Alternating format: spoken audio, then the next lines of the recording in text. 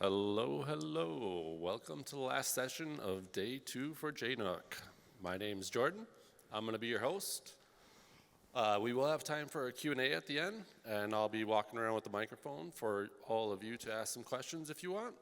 But I'm going to go ahead and introduce Matt and Nick, and they're going to give you their session today. Hey everybody, thanks so much for joining us. This is collaboration over configuration, building tech solutions with educators and not for them. Thank you guys so much for sticking with us. I know it's been a long day. We've got the party tonight. The fact that you guys are here, we really appreciate it. We're super excited to share this stuff with you. Yeah. My name is Matt Skrzypczynski. I am the mobile device and AV systems engineer over at Evanston Skokie. I have been in EdTech for about 4 years now. Prior to that, I worked for Apple for 6 years as a genius, and then I also did a whole bunch of live events, AV work, and also went to school for music education. So I've got a bunch of different backgrounds that aren't traditional tech support that I try to bring into my approach to supporting our students and our staff. Yeah, I'm Nick Lamb. I'm the Instructional Technology Supervisor for our district. I began in education back in '08, wearing multitude of hats in substitute teaching and teaching music and drama, and then working my way into instructional technology starting in 2019. So it's been kind of a cool road to be able to get here. Yeah. So our school district, Evanston Skokie, we are a consolidated K-8 school district. We've got 18 buildings, around 6,500 students. We are all one-to-one with iPad. All of our students have iPads. All of our teachers have iPads. Our teachers have MacBooks. We are all in on the Apple ecosystem. Yeah, so we've got about 8,000 mobile devices in our Jamf instance with our iPads and Apple TVs. We've got about 1,500 Macs. So not the largest deployment, but a decent size. And it comes with its set of complications. Yeah. So today what we want to kind of dig into, to kind of talk about what collaboration is a little bit further, is we're going to be addressing that collaboration from the user experience, being our educators, and then by default our students, with 2 different initiatives that we had running in tandem. So one of them was coming from Matt's perspective, which was updating our iPads, as we had some older models in our middle and magnet schools, and so we needed to update those. And at the same time, we were transitioning away from document cameras and launching a changeover into iPad stands and then Logitech crayons to be able to annotate on them. We were realizing as we were chatting about this that it was necessary to deal with these in tandem because they were going to be impacting each other, and so joining forces in iTech and tech really helped us kind of move everything forward with a holistic view. So we're going to be covering some project management tools that we used, kind of chatting about the processes, along with a lot of the back-end pieces. So true to form from my education background, today's learning targets, I have them up on the board, so if principal comes in, I'm good. So we want you to be able to identify and be able to apply some of these, some strategies on being able to gather feedback and how that might look or things to think through, be able to describe and kind of understand an integration of some of those back-end pieces, including Jamf Pro, Microsoft Entra ID, and Incident IQ, which is our ticketing system, to help simplify our technology deployment. And then also, it's okay, if a mic drops, I have a theater background. So then participants will also know how to apply these concepts to support your rollouts with projects that you have coming up throughout the year. Cool. So let's talk a little bit about the problem that we were trying to solve. As Nick said earlier, we had iPads in use in our middle schools that were like 5th and 6th gen iPads, super long in the tooth. We needed to replace those. At the same time, our district was facing a budgetary deficit, and we were trying to simplify the technology that's in our classrooms. If we're already handing iPads out to our teachers, why are we also spending an additional $500 on a document camera that just does one thing, and it doesn't do it all that well, when an iPad is a whole lot more flexible? So we wanted to really push for these new iPad stands, get new devices in teachers' hands, and we also wanted to provide training for these teachers. One of the big pieces of feedback that we've gotten in recent years was in the past, teachers were just given a device and said, here's an iPad, have fun, go, good luck. And that's not negatively talking about people that were handing them out earlier, it's just that's what they did. So we wanted to make sure that we improved that process. We wanted a more clear means of tracking things, and we also wanted to make sure that staff were excited to use this technology and set up to succeed. So for some of the context on this, this whole integration and this gradual rollout, the process so far has been going on for well over a year, and it's even spanning into this year because we wanted a longer transition away from document cameras. That is something that is built into a lot of educators' muscle memory, and so we know it's something very new. And also with getting devices, or some people saying, oh yeah, my device is this many years old, we now need to get into the how am I using it and modeling with my students. So as we were developing this plan, you can kind of see here is we were realizing that there were areas that the instructional technology team kind of focused on.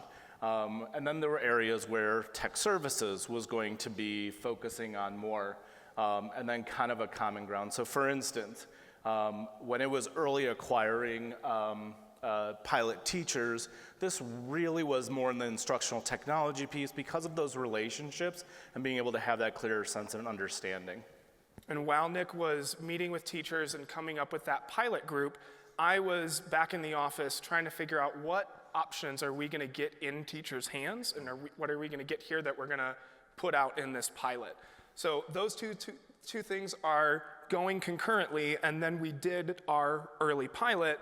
And then the common ground here on that top line is the two of us got together and analyzed the feedback from that pilot. So the way this graphic, if you can go back one. Yep. The way this graphic is kind of laid out is each of us were working on one thing on either side, and then that middle part is the common ground that we kind of met to further this whole project. So with the early pilot, we really wanted to have this wraparound support. They were going to be receiving new devices from iPads, iPad stands, and so in order to have really good data, we wanted to make sure that we had a wide range of educator. So we put it out there to the entire district, and we had from all different schools and grades and content areas, we had educators joining in, which was incredible because then we got a lot of different perspectives. And we really wanted to have each of those perspectives, and including, educators that are on an entry into technology. Like, that's great. You do not need to be versed in technology. If you're like, technology, we wanted you in on the pilot also because that data is going to inform that subset of users as we continue to roll this out and gather more information. So part of the other support that they were going to be receiving during this were setup videos. The how-tos, kind of those basic things that are just necessary to do that, but also tips, work cases, whys, best practices. And that's very important as a transition away from how things were handed out of, okay, here you go, maybe this is how you turn something on. Well, great, well, how do I use it? Why might I use that in that moment? And so that was really important to keep addressing throughout our whole integration. Yep, and then, again, while Nick was getting that all spun up and started, I'm out there looking for these options for this pilot. And so I wanted to make sure that I hit a few things when I was selecting something for our teachers. One, I wanted an iPad stand that was proven in the EdTech sector. I didn't want, anybody can just put a pipe on a base and call it a stand. And that's not necessarily going to be ergonomic for our teachers. So I wanted something that was designed with EdTech first. I wanted something that was readily available from a vendor that we trust. How often have some of you gotten a message from your boss or somebody else in admin that they're like, hey, I saw this really cool thing on Amazon or at a conference and I just ordered 80 of them. And you're like, well, this company is a flash in the pan and isn't going to be around in 2 years when these things break. We want to make sure that we can get continued support for whatever we're going to get. And then for us, again, I wanted to make sure that we're being budget conscious. I was looking for things in the sub $200 price point. Again, really trying to take a holistic approach of, I want this to be easy to use for our teachers, I want this to be sustainable, and I want this to make sense financially. And then once we got these in hand, I then held some training sessions with our building technicians that are providing that tier 1 boots on the ground support, so that as they hand these out to some of these early adopters, or as they get tickets saying, hey, how do I use this? Those folks are equipped to better support those staff members. And they're not saying, we're gonna have to wait for Matt's schedule to clear up and he's got 5 buildings ahead and he'll be here next week. We wanted to make sure that those tier 1 technicians really felt empowered to support our teachers during this pilot. So at the end of the pilot, we put out a survey. And it was really important in that survey to collect all of the thoughts, all of the experiences. We wanted it completely unedited. If someone absolutely hated it, please let us know, but tell us why, because that is going to inform. And to the point around informing, often in education, decisions are made without the end user in mind. And so being able to pull that data from educators and say, this is going to inform what we purchase, how we move forward, how we support you going forward, what resources worked, what didn't work, what in-class support worked and what didn't work and why. And all of that was then going to be informing. And then being able to put our money where our mouth was and saying, based on your data, which we can reference, this is what we purchased and why. And so we could back it up. And so when you talk about building relationships between tech services and classroom educators, it starts building that empathy. It starts building that bridge together because I hear you, I see you, I understand you. And so you're really listening. And so those educators that were a part of the pilot, when they came back in the school year, we offered them first opportunity because they'd been used to using those stands to say, hey, you can continue using this in the classroom, which one is an amazing way to get other educators excited about it and be able to start adopting and transitioning away from a document camera that is very comfortable. And so it was really helpful to have that. One thing we would have changed in our process early on, and this was really good data point for us and moving forward, is having even more time and swapping those devices so that way each educator had the experience with both of those devices, either to their benefit or to their chagrin because one of the devices really was more clunky at the end of the day, but it would have given that much more data and even more relationship with each other. Yep, and then once we figured out what product we wanted to move forward with, it was time to then plan how do we actually deploy this at scale. So I then started pulling together a list of staff, going back to, earlier we said we've got 2 projects running concurrently here. We've got the new iPads and then the iPad stands. The new iPads were for all of our middle school educators. The iPad stands we were offering on an opt-in basis. So we're gonna try to keep this whole project clear here, but there really were 2 things that were happening parallel to each other. So I knew that all of my middle school staff needed to get a new iPad, so I'm pulling a list from our roster of staff in each building and saying, all right, this gives me a total of 300 some odd iPads we need to get. I need this many in each building. That way, when we go to the building to deploy them, I have enough on hand, and I'm not gonna say, hey, I ran out, I'm not ready for you. That then allowed me to communicate with our school leaders saying, hey, we're gonna be spending a day doing this swap with your staff. What can we do to help equip your teachers to take some time out of their day?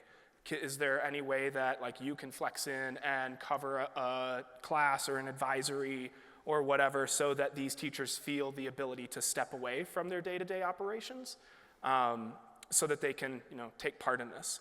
And while I'm coming up with all of that, Nick really dove in headfirst into some collaborative tools in the Google Suite, which we're a Google district, to really help kind of plan and highlight tasks and keep things top of mind for us so we didn't get things slipping through the cracks. Yeah, and so, one of the first ones that we utilized was Google Docs, and it's like, oh, Google Docs, not anything new that I learned about. It's like, no, but it's how you use that tool. It's why are you choosing to use that particular tool? And so within Google Docs, what we were able to create was our entire project built inside one document, because how often do you go, oh yeah, I've got one document for one part of the project here, another one here, and then this, and I named it sample 2, and so you start getting lost in it. And so we were able to track not only with tasks lists, which then built into our Google tasks to know what has to get done and adding due dates on those, so really keeping on track. But inside of Google Docs, one of my favorite tools has become email drafts, where you can go into their file, email draft, and you can see up there, it'll populate an email draft that then you can collaborate together within the Google Doc. And when you click on the Gmail icon there, it will then open in your email to send it out. So all of your communications are within one Google Doc, so you have consistent information. Anybody that needs to be collaborating on this is collaborating within one document.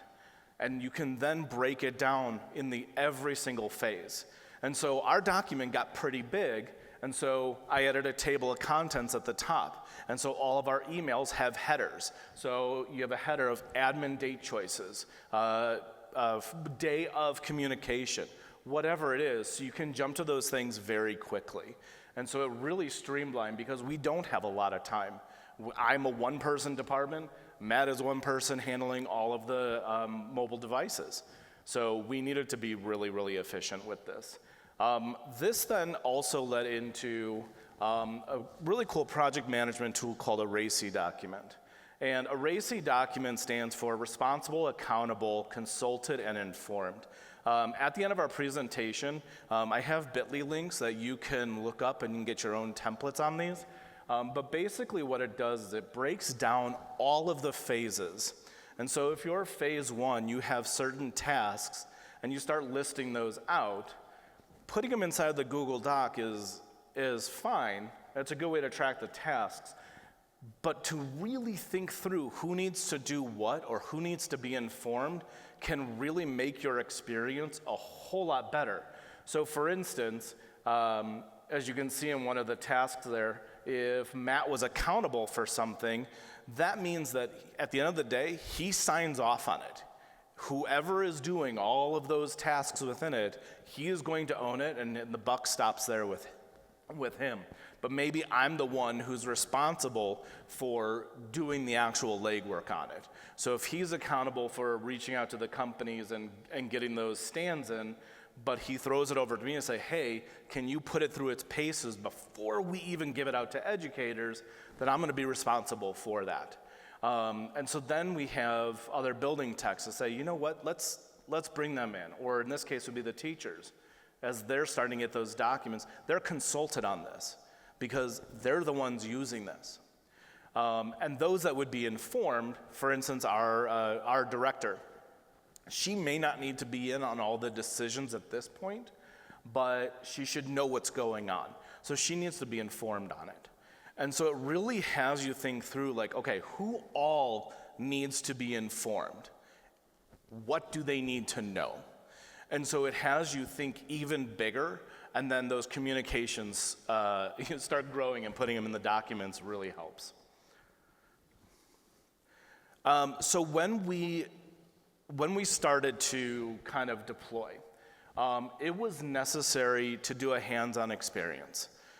Too often we are, and I know we're talking at you a lot right now, too often we're just absorbing a lot of information and we just don't have that capacity. But when we can get it in your hands, you're going to be learning a whole lot quicker.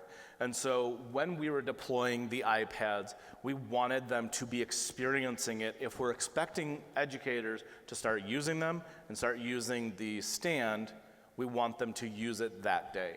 So we put together in-person, hands-on experiences, talking about best practices that we had learned from educators that had gone through the program, straight from the feedback they gave, plus other tweaks from myself or others that had started adopting along with it. We did not want our educators to feel alone.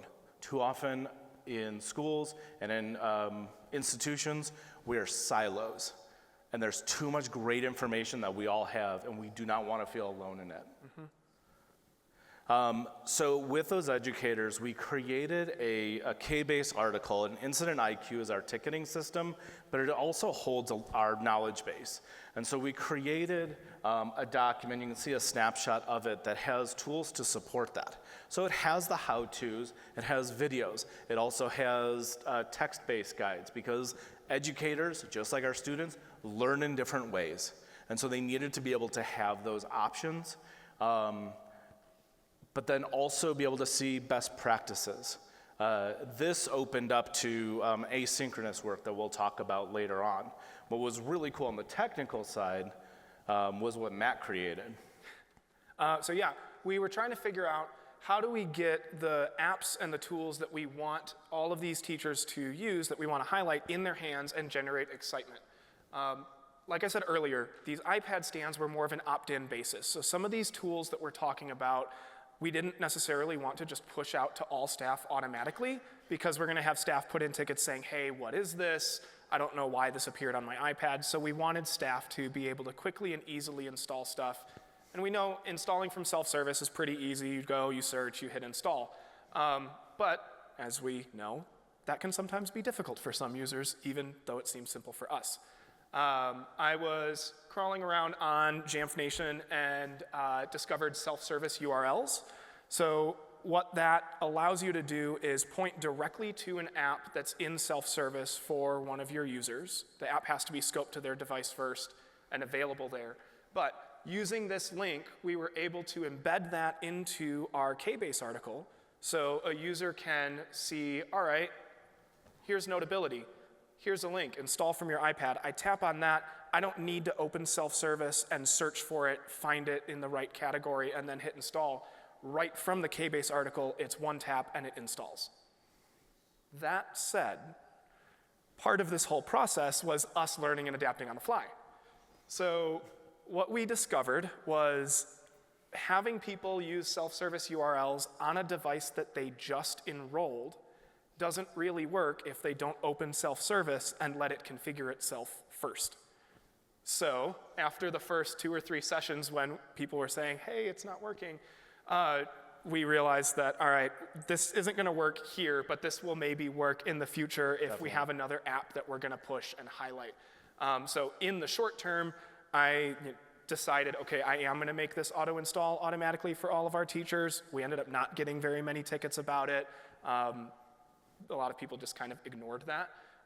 But moving forward, we can then use these self-service URLs in additional K-base articles now that these devices are deployed and self-service is set up. So it's a super easy one tap from the training document, boom, the app installs. So now that we've got these resources, let's get these things in the hands of our educators. The 3 tools that I'm going to highlight over the next couple of slides are going to be Incident IQ, which is our asset management platform and ticketing system, Jamf Pro, obviously, our MDM, and then we use Entra ID as our cloud IDP.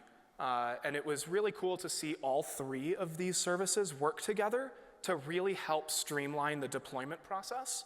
So we'll go ahead and advance. Incident IQ, that's our source of truth for who has what.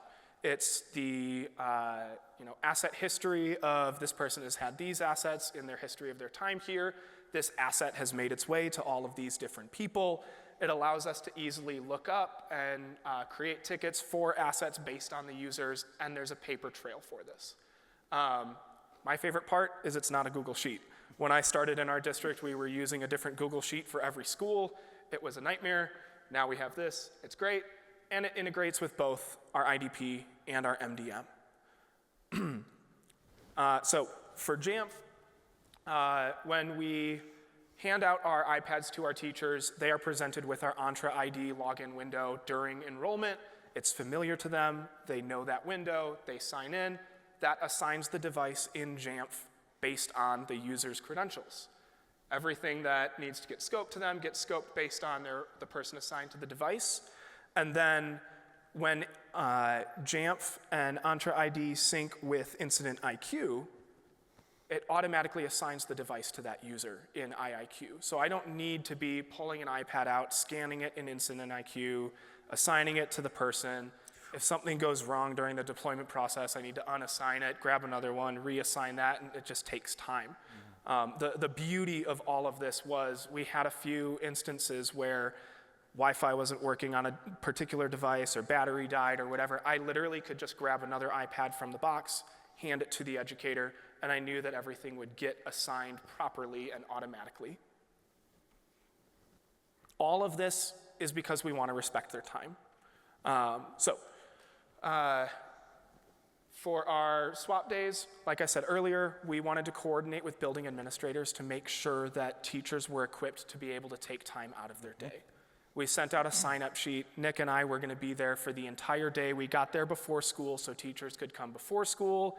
They could come during a planning period. They could come during lunch. They could stay after school. We were trying to make it as easy as possible to respect the commodity of time that our educators already have not enough of. We sent reminder emails on the day before, again, realizing even though we communicated this multiple times leading up to this, there's so many things going on. Teachers might have been dealing with a student that's been in crisis for a few days and they forgot, they blanked out. So we're sending a reminder the day of. We arrive early, we're prepared, we're ready, so that when they show up, we're not saying, hey, give me a second. We wanted to be ready to go and respectful of that time. Yeah, that is so important, and it really shows you then that relationship. And having both of us there kind of gave that presence of, I've got two people from what our larger department is tech services, but I've got someone from both. And so I'm really going to feel supported. We also limited it to small groups, and we held that line that if we had too many people in that, we said, please sign up for another time or find another one. Because we also needed to respect our boundaries too. It's not just giving everything over, and so then it really creates that two-way street. But we come prepared, and we just have everything ready. We have then more time for those educators. They're able to ask specific questions because they're not just swamped in a large room consuming information. What was really cool is then we got the opportunity to learn from each other.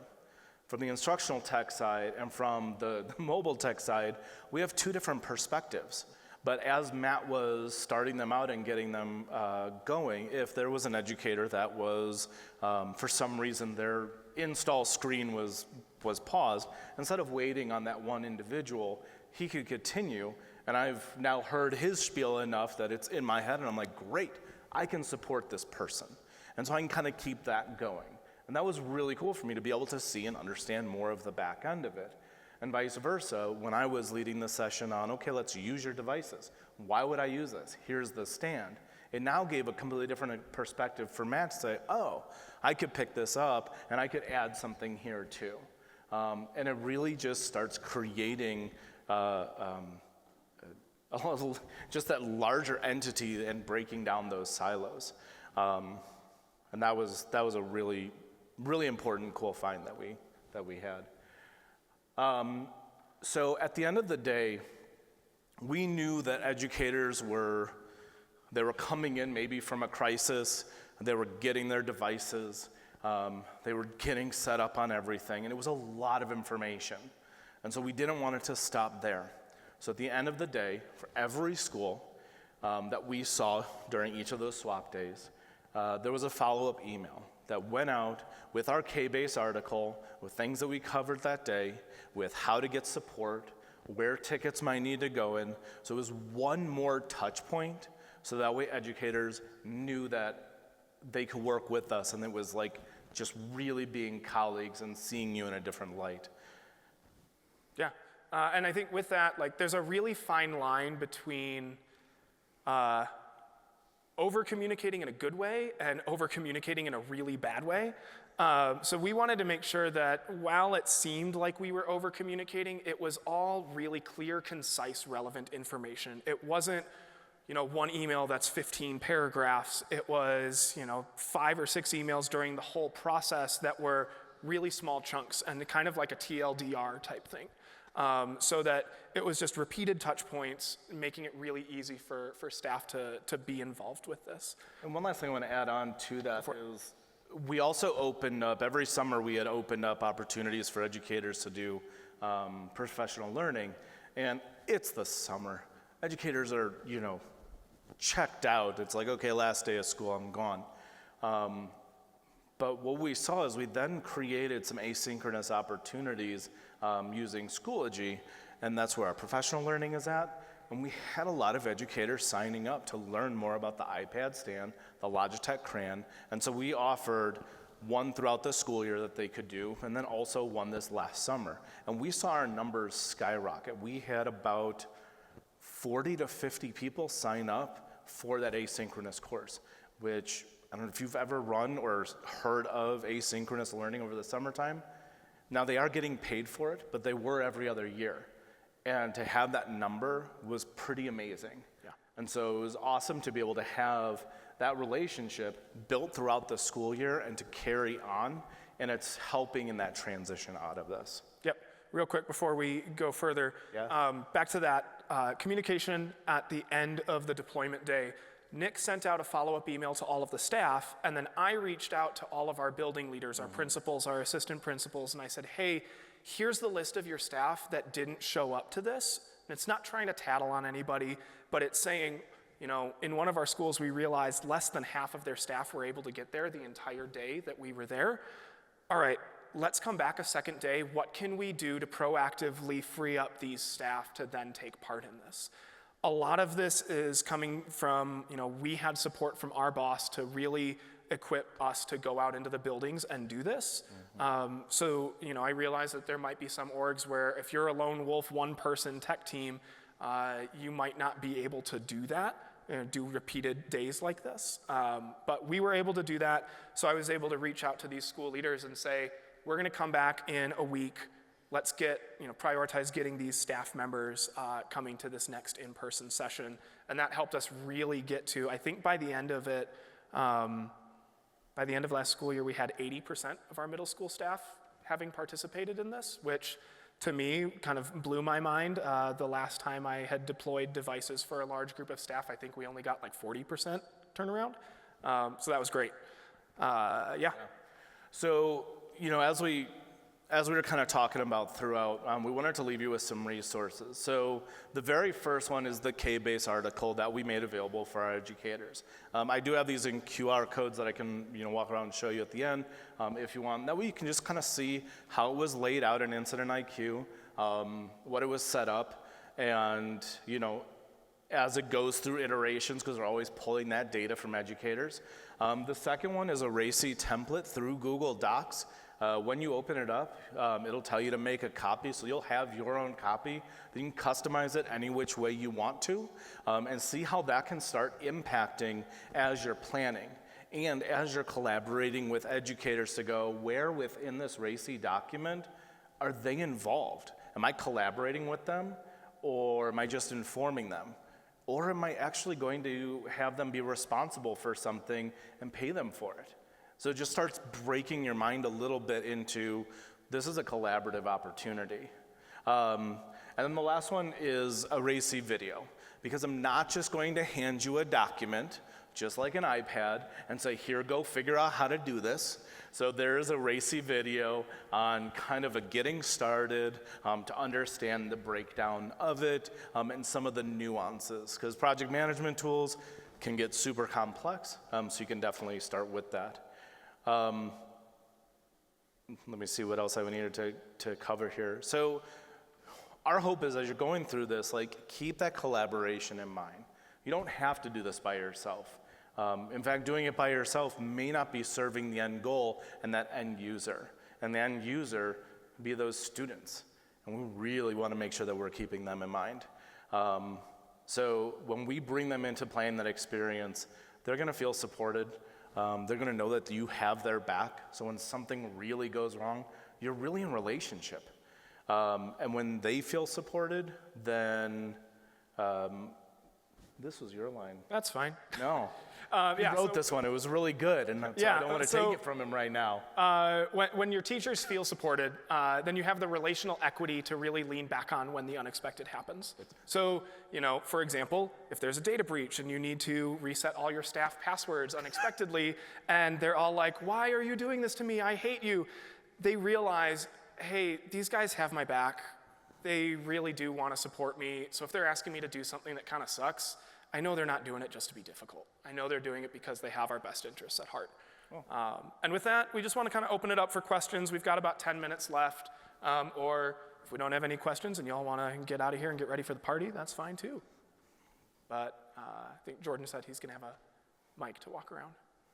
If you have questions, raise your hand. Mike, Jordan will hand it to you. Got one right there. I'm curious.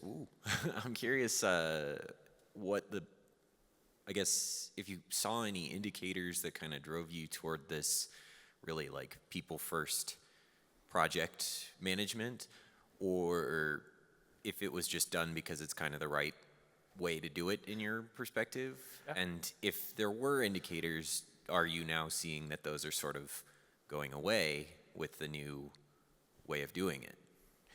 Yeah, I mean, it's funny because it's a both and in there. Yeah. It is the right way to do it.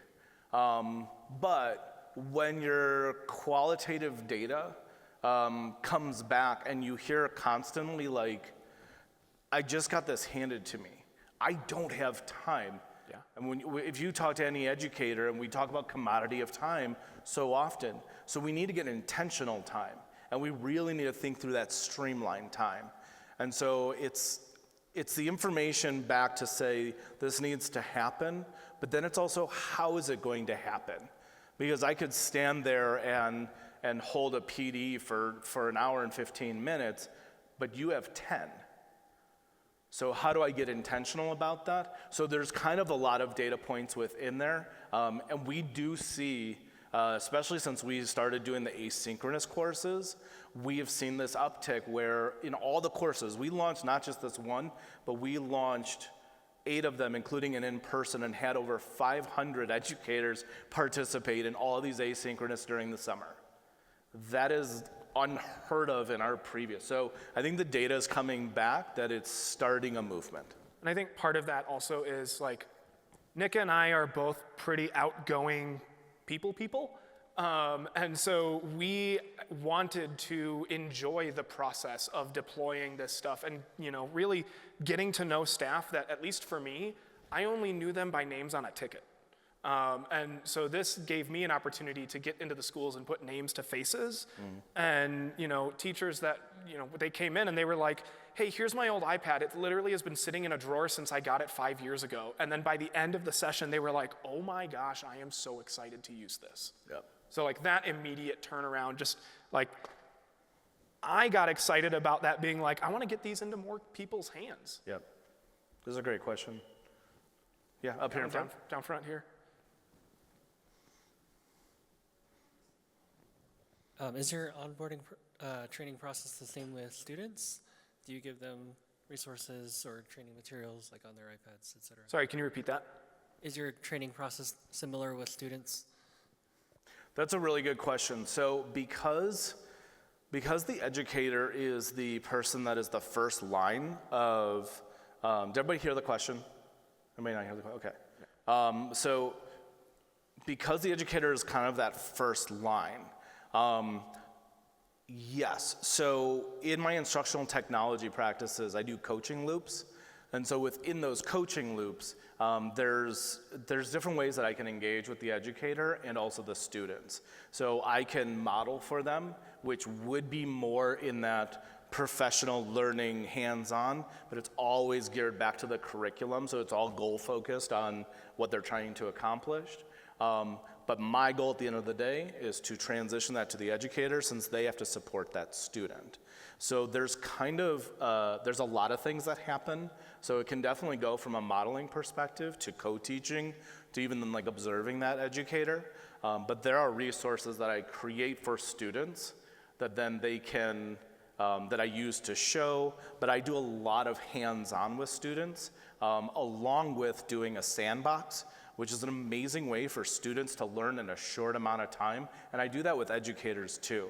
So at this beginning of a lot of my sessions, I might put up whatever that resource is. We talk about the goal, what they're going to be doing.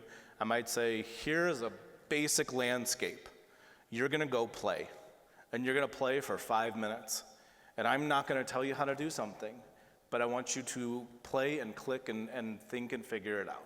And then we come back and we do like a notice and wonder, and I'll tell you, like, that kind of learning skyrockets that student's engagement.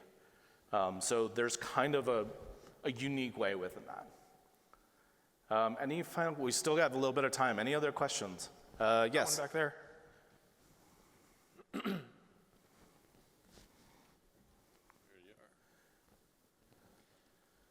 So what stand did you end up going with? And I'm assuming you put cases on your teacher iPad, so what's compatible with that? Yep. Yeah. I've gone down that rabbit hole.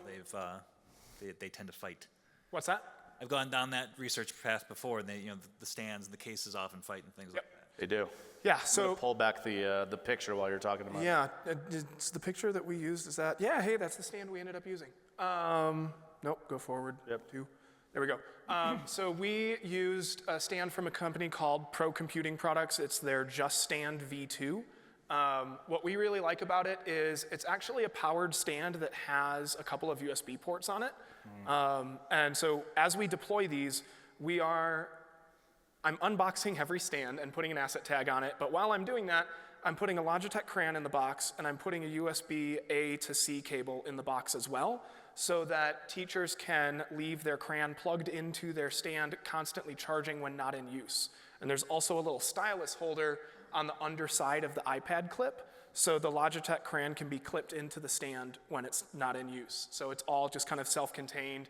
They can also plug their iPad into it to charge that as well. It's not a super fast charger, but it gives them a little bit of that. Cases, we previously were using the STM Dux Folio cases.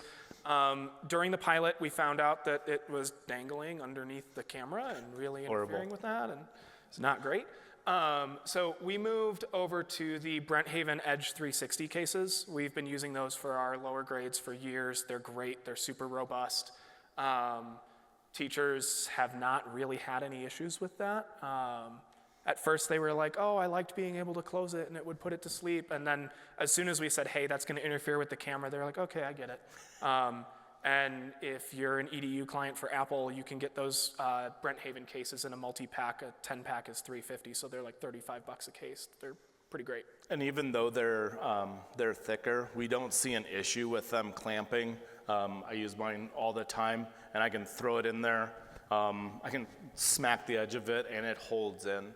Also within that, in that box of all those accessories, we've now started adding a QR code of the K-base article and attaching it to the stand, so there's always access to information. Yeah. One more thing about the stand that we really liked with this is the portability. So if there's ever an e-learning day, the teachers can just fold this up. It gets super portable. It's super durable, really easy for them to take home and then just unfold and use there. We didn't let them take their document cameras home. During COVID, a lot of them did. A lot of them never came back. Wasn't great. Broke. Yeah, so this we're actually encouraging them to take home for e-learning if they so choose. Any other questions? We got time for one more. One we good more, with one yeah. more? Okay, cool.